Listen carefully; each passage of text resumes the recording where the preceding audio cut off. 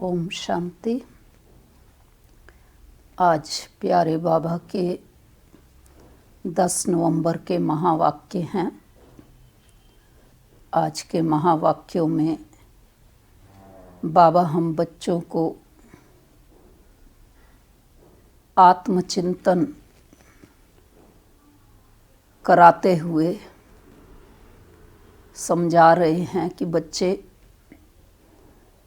आत्मा जो लाइट है, जो पॉइंट है, जिसमें 84 जन्मों का अद्भुत पार्ट भरा हुआ है, जो अजर अमर अविनाशी शक्ति है, परम धाम की रहने वाली है, सतो प्रदान है, शुद्ध है, लेकिन तमो प्रदान बनती है तो कैसे बन जाती है? परम धाम से जब नीचे आती है तो सतो प्रदान है। जन्म मरण में आते आते विकारों के वशीभूत होते होते आज तमो प्रदान बन गई है। और अधिक तमो प्रदान क्यों हो गई है? क्योंकि माया ने, विकारों ने आत्मा के उड़ने के जो पंख हैं वो तोड़ दिए हैं। इसलिए आत्मा शब्द कहते हुए भी आत्मचिंतन नहीं चलता, आत्मा समझते नहीं, आत्मिक स्थिति नहीं बनती, और आत्मा समझकर उड़ करके बाबा के पास पहुँच कर बाबा को याद करें और अंत में उड़ करके बाबा के पास ही पहुँच जाएंगे, ऐसा विचार नहीं आता। क्योंकि माया ने आत्मा के पंख तोड़ दिए हैं और आत्मा तमो प्रदान बन गई है। इसलिए बाबा ने कहा, अब तुम बच्चों को ओना रहे, लगन रहे, आत्मचिंतन करें, आत्मा को सतो प्रदान बनाने की मेहनत करें। इस समय ही बन सकते हैं, नहीं तो माया ने तो आत्मा के पंख तोड़ दिए हैं और माया के वशीभूत होकर बच्चे फां हो गए हैं, अर्थात कमज़ोर हो गए हैं। तो इसलिए बाबा ने कहा कि अभी तक अगर आत्मा को सतो प्रदान बनाने की बात नहीं आती थी तो कारण क्या था कि गीता में पढ़ते आए या सुनते आए, आत्मा सो परमात्मा, आत्मा निर्लेप है, आत्मा पर कर्मों का लेप शेप लगता, ये तो बाबा ने बताया। इसलिए आत्मा सुख दुख में आती है। तो आत्मा निर्लेप नहीं है, आत्मा सो परमात्मा नहीं है। आत्मा 84 जन्म लेती है, परमात्मा तो समय चक्र में एक ही बार आते हैं। तो ये सब आत्मचिंतन की, आत्मा की गहरी बातें बाबा आज की मुरली में हमको समझा भी रहे हैं और सतो प्रदान हम बने उसका पुरुषार्थ करने की बात भी कर रहे हैं। और पुरुषार्थ करते हुए बाबा के सामने जब हम जाते हैं तो बाबा पहले साकार में पूछते थे कि बच्चे पहली बार मिल रहे हो या पहले भी मिले हुए हो? तो जिन्होंने ज्ञान अच्छी तरह से समझा हुआ वो तो बाबा को कहते कल्प कल्प मिलते हैं। तो इसी तरह से बाबा ने कहा, पढ़ाई की जो रिजल्ट है लक्ष्मी नारायण बनने की, तो बच्चे पूरे विश्वास से बाबा को कहें कि हाँ बाबा हम बनेंगे ही। जैसे 2 दिन पहले की मुरली में भी था, बाबा ने कहा कि बच्चे कहो कि बाबा हम इस पढ़ाई से पास विद ऑनर होकर के रहेंगे। तो आज भी बाबा समझा रहे कि बच्चे इस पढ़ाई से नर से नारायण, नारी से लक्ष्मी बनना है। यूँ तो सतयुग के अंदर अनेक पद होंगे, लेकिन बनना हमको नर से नारायण, नारी से लक्ष्मी।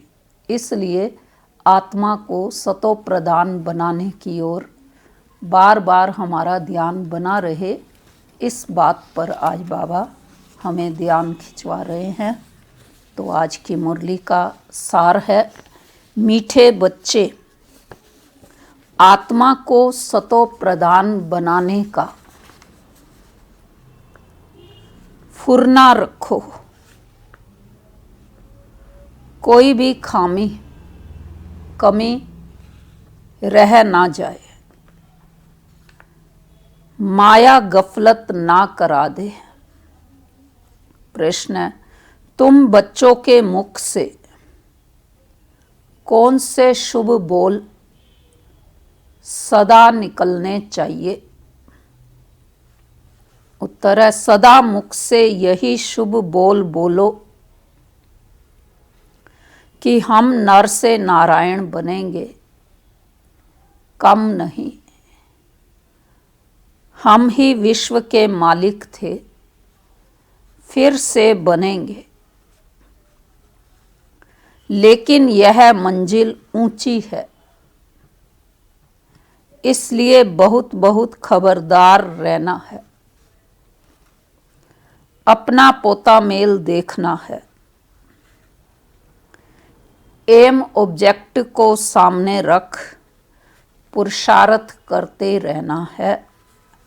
हार्ट फेल नहीं होना है। ओम शांति। बाप बैठ रूहानी बच्चों को समझाते हैं। यहाँ जब याद की यात्रा में बैठते हो तो भाई बहनों को कहो कि तुम आत्म अभिमानी हो बैठो और बाप को याद करो। यह स्मृति दिलानी चाहिए। तुमको अभी यह स्मृति मिल रही है।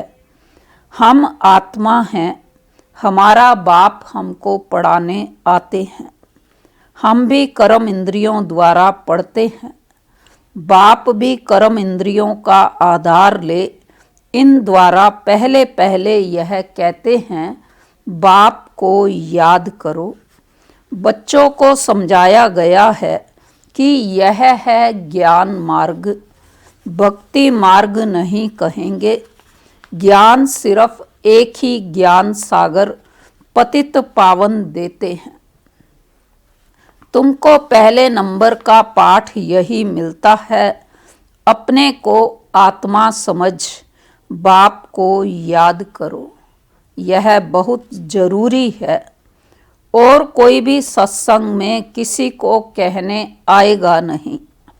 भले आजकल आर्टिफिशियल संस्थाएं बहुत निकली हैं, तुमसे सुनकर कोई कहे भी परंतु अर्थ समझ ना सके, समझाने का अकल नहीं आएगा।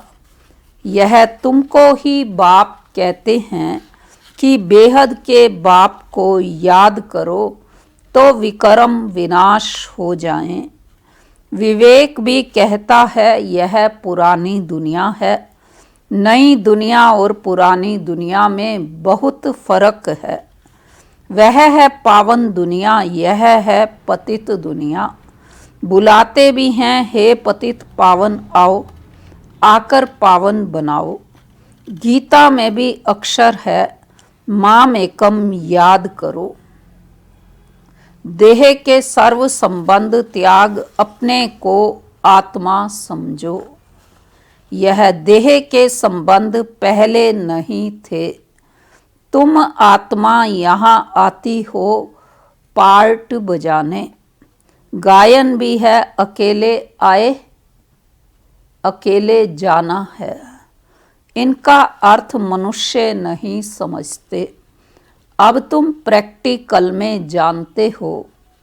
हम अभी पावन बन रहे हैं याद की यात्रा से व याद के बल से। यह है ही राजयोग बल। वह है हठ योग, जिससे मनुष्य थोड़े समय के लिए तंदुरुस्त रहते हैं। सतयुग में तुम कितना तंदुरुस्त रहते हो? हठ योग की दरकार नहीं। यह सब यहाँ इस छीछी दुनिया में करते हैं। यह है ही पुरानी दुनिया। सतयुग नई दुनिया जो पास्ट हो गई है, उसमें इन लक्ष्मी नारायण का राज्य था, यह किसको भी पता नहीं है। वहाँ हर एक चीज नई है। नए होने पर जो है एक गीत है, तो बाबा गीत याद दिला रहे हैं। गीत भी है ना, जाग सजनिया जाग, क्या आया? नवयुग आया। नवयुग है सतयुग, पुराना युग है कलयुग। अभी इसको कोई भी सतयुग तो नहीं कहेंगे, अभी कलयुग है। तुम सतयुग के लिए पढ़ते हो, ऐसा पढ़ाने वाला तो कोई भी नहीं होगा जो कहे कि इस पढ़ाई से तुमको नई दुनिया में राज्य पद मिलेगा। बाप के सिवाय और कोई बोल ना सके। तुम बच्चों को हर बात की स्मृति दिलाई जाती है, गफलत नहीं करनी है। बाबा सबको समझाते रहते हैं, कहाँ भी बैठो धंधा आदि करो, अपने को आत्मा समझ करो। धंधे दोरी में जरा मुश्किलात होती है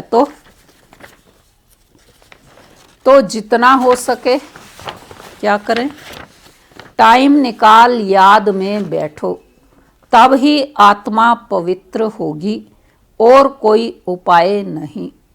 तुम राजयोग सीख रहे हो नई दुनिया के लिए, वहाँ आयरन एज्ड आत्मा जा ना सके। माया ने आत्मा के पंख तोड़ डाले हैं।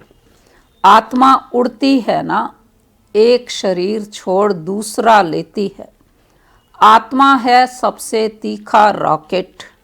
तुम बच्चों को यह नई नई बातें सुनकर वंडर लगता है, आत्मा कितना छोटा रॉकेट है, उसमें 84 जन्मों का पार्ट नूंदा हुआ है। ऐसी बातें दिल में याद रखने से उमंग आएगा। स्कूल में विद्यार्थियों की बुद्धि में विद्या याद रहती है ना, तुम्हारी बुद्धि में अब क्या है? हमारी बुद्धि में क्या है? बुद्धि कोई शरीर में नहीं है। कहाँ है बुद्धि? आत्मा में ही मन बुद्धि है, आत्मा ही पढ़ती है। नौकरी आदि सब कुछ आत्मा करती है। शिव बाबा भी आत्मा है, परंतु उनको परम कहते हैं। वह ज्ञान का सागर है, वह बहुत छोटी बिंदी है, यह भी किसको पता नहीं है। जो उस बाप में संस्कार हैं वही तुम बच्चों में भरे जाते हैं। अभी तुम योग बल से पावन बन रहे हो, उसके लिए पुरुषार्थ करना पड़े। पढ़ाई में फुरना तो रहता है कि कहाँ हम फेल ना हो जाएं। इसमें पहले नंबर की सब्जेक्ट ही यह है कि हम आत्मा सतो प्रदान बने, कुछ खामी ना रह जाए, नहीं तो नापास हो जाएंगे। माया तुमको हर बात में बुलाती है। आत्मा चाहती भी है चार्ट रखें, सारे दिन में कोई आसुरी काम ना करें, परंतु माया चार्ट रखने नहीं देती। तुम माया के चंबे में आ जाते हो। दिल कहती भी है पोता मेल रखें। व्यापारी लोग हमेशा फायदे नुकसान का पोता मेल रखते हैं। तुम्हारा तो यह बहुत बड़ा पोता मेल है। कितना बड़ा है हमारा? 21 जन्मों की कमाई है। इसमें गफलत नहीं करनी चाहिए। बच्चे बहुत गफलत करते हैं। इस बाबा को तो तुम बच्चे सूक्ष्म वतन में स्वर्ग में भी देखते हो। बाबा भी बहुत पुरुषार्थ करते हैं। कौन से बाबा पुरुषार्थ करते हैं? ब्रह्मा बाबा। बाबा अपना अनुभव सुना रहे। वंडर भी खाते रहते हैं। क्या आश्चर्य!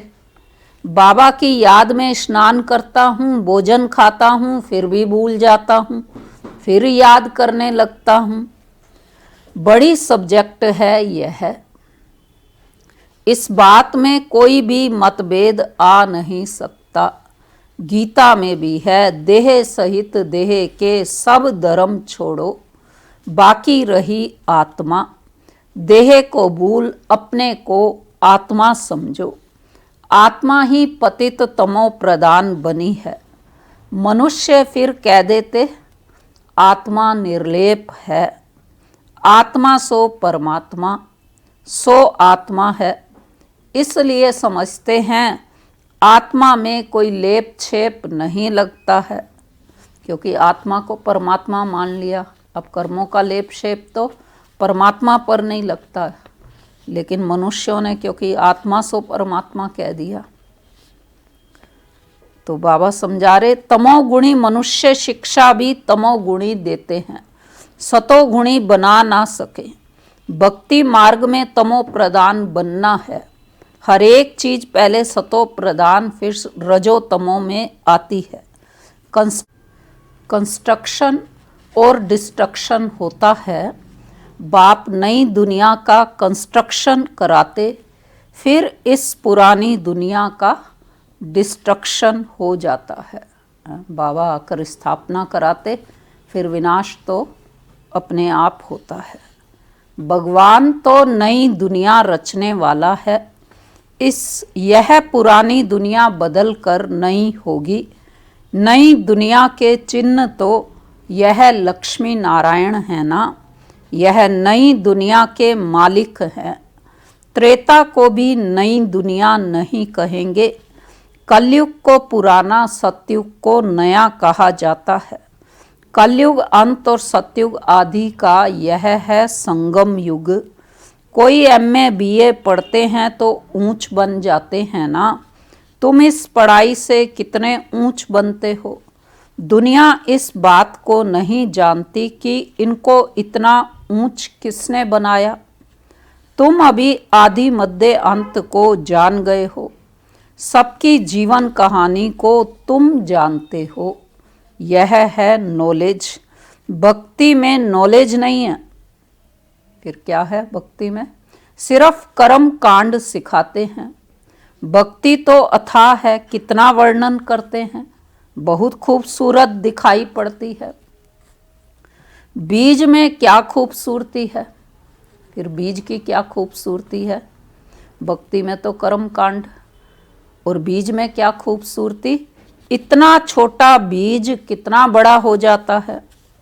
भक्ति का यह जाड़ अथवा कर्म कांड है। ज्ञान का गुटका एक ही है, मन मना भव। बाप कहते हैं तमो प्रधान से सतो प्रधान बनने के लिए मुझे याद करो। तुम कहते भी हो हे पतित पावन आकर हमको पावन बनाओ। रावण राज्य में सब पतित दुखी हैं, राम राज्य में सब हैं पावन सुखी। राम राज्य रावण राज्य नाम तो है। राम राज्य का किसको पता नहीं है सिवाय तुम बच्चों के। तुम अब पुरुषार्थ कर रहे हो। 84 जन्मों का राज भी तुम्हारे सिवाय कोई नहीं जानते। भले करके कहते हैं भगवानुवाच मन मना भव। सो क्या ऐसे थोड़े ही कोई समझाएंगे कि तुमने 84 जन्म कैसे पूरे लिए। अब चक्र पूरा होता है। गीता सुनाने वालों का जाकर सुनो, गीता में क्या बोलते हैं। तुम्हारी बुद्धि में तो अब सारा ज्ञान टपकता रहता है। बाबा पूछते हैं आगे कभी मिले हो। कहते हैं हाँ बाबा, कल्प पहले मिले थे।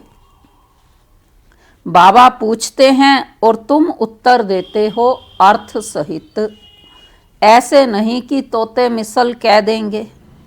फिर बाबा पूछते हैं क्यों मिले थे, क्या पाया था, तो तुम कह सकते हो हमने विश्व का राज्य पाया था। उसमें सब आ जाता है। भले तुम कहते हो नर से नारायण बने थे, परंतु विश्व का मालिक बनना, उसमें भी राजा रानी और डीटी डिनाइस्टी सब हैं। उनका मालिक राजा रानी प्रजा सब कहेंगे। इसको कहा जाता है शुभ बोलना। हम तो नर से नारायण बनेंगे, कम नहीं। बाप कहेंगे हाँ बच्चे पूरा पुरुषार्थ करो, अपना पोता मेल भी देखना है। इस हालत में हम ऊंच पद पा सकेंगे व नहीं।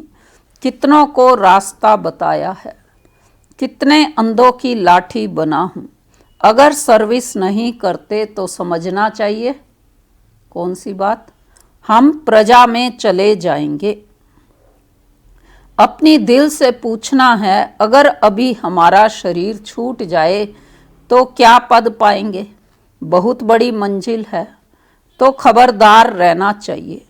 कई बच्चे समझते हैं बरोबर हम तो याद ही नहीं करते, तो फिर पोता मेल रख कर क्या करेंगे। उसको फिर हार्ट फेल कहा जाता है।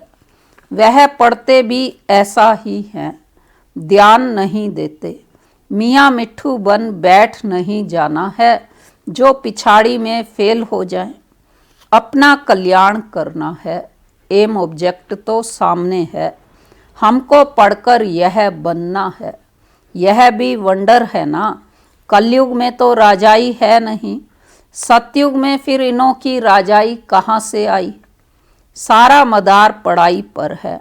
ऐसे नहीं कि देवताओं और असुरों की लड़ाई लगी, देवताओं ने जीतकर राज्य पाया। अब असुरों और देवताओं की लड़ाई लग कैसे सकती। ना कौरवों और पांडवों की ही लड़ाई है। लड़ाई की बात ही निषेध हो जाती है। पहले तो यह बताओ कि बाप कहते हैं देह के सब संबंध छोड़ अपने को आत्मा समझो। तुम आत्मा अशरीरी आई थी, अब फिर वापिस जाना है। पवित्र आत्माएं ही वापिस जा सकेंगी, तमो प्रधान आत्माएं तो जा ना सके। आत्मा के पंख टूटे हुए हैं, माया ने पतित बनाया है। तमो प्रधान होने कारण इतना दूर अर्थात होली पवित्र जगह जा नहीं सकते। अभी तुम्हारी आत्मा कहेगी कि हम असल परम धाम के रहने वाले हैं। यहाँ यह 5 तत्वों का पुतला लिया है पार्ट बजाने के लिए। मरते हैं तो कहते हैं स्वर्गवासी हुआ। कौन? वहाँ शरीर गया या आत्मा गई? शरीर तो जल गया, बाकी रही आत्मा। वह स्वर्ग में तो जा नहीं सकती। मनुष्यों को तो जिसने जो सुनाया वह कहते रहते हैं। भक्ति मार्ग वालों ने भक्ति ही सिखलाई है। ऑक्यूपेशन का किसको पता नहीं है। शिव की पूजा सबसे ऊंच कहते हैं। ऊंच ते ऊंच शिव है, उनको ही याद करो, सिमरण करो। माला भी देते हैं। शिव शिव कहते माला फेरते रहो। बिगर अर्थ माला उठाए शिव शिव कहते रहेंगे। यही किया ना सबने भक्ति मार्ग में, बिना अर्थ के माला घुमाते रहे। तो अनेक प्रकार की शिक्षाएं गुरु लोग देते हैं। यहाँ तो एक ही बात है। बाप खुद कहते हैं मेरे को याद करने से विकर्म विनाश होंगे। शिव शिव मुख से कहना नहीं है। बाप का नाम बच्चा थोड़े ही सिमरण करता है। यह है सब गुप्त। किसको भी पता नहीं है कि तुम क्या कर रहे हो। जिन्होंने कल्प पहले समझा होगा वही समझेंगे। नए नए बच्चे आते रहते हैं, वृद्धि को पाते रहते हैं। आगे चल ड्रामा क्या दिखलाता है सो साक्षी होकर देखना है। पहले से बाबा साक्षात्कार नहीं कराएंगे कि यह होगा, फिर तो आर्टिफिशियल हो जाए। यह बड़ी समझने की बातें हैं। तुमको समझ मिलती है, भक्ति मार्ग में बेसमझ थे। जानते हो ड्रामा में भक्ति की भी नूंद है। अभी तुम बच्चे समझते हो, हम इस पुरानी दुनिया में रहने वाले नहीं हैं। स्टूडेंट को यह पढ़ाई बुद्धि में रहती है। तुमको भी मुख्य मुख्य पॉइंट्स बुद्धि में धारण करनी है। नंबर 1 बात अलफ पक्का करो तब आगे चलो, नहीं तो फालतू पूछते रहेंगे।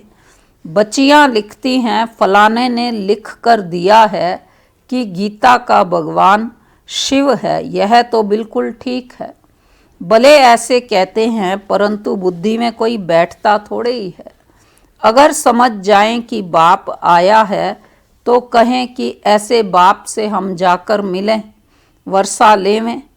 एक को भी निश्चय नहीं बैठता, फट से एक की भी चिट्ठी नहीं आती। भले करके लिखते भी हैं कि नॉलेज बड़ी अच्छी है, परंतु इतनी हिम्मत नहीं जो समझे। कौन सी बात? इतनी हिम्मत नहीं है जो समझे कि वाह, ऐसा बाबा जिससे हम इतना समय दूर रहे, भक्ति मार्ग में धक्के खाए, अब वह बाप विश्व का मालिक बनाने आए हैं। जो बाबा कह रहे हैं, अगर जो भी ये समझ जाए तो फिर क्या होगा?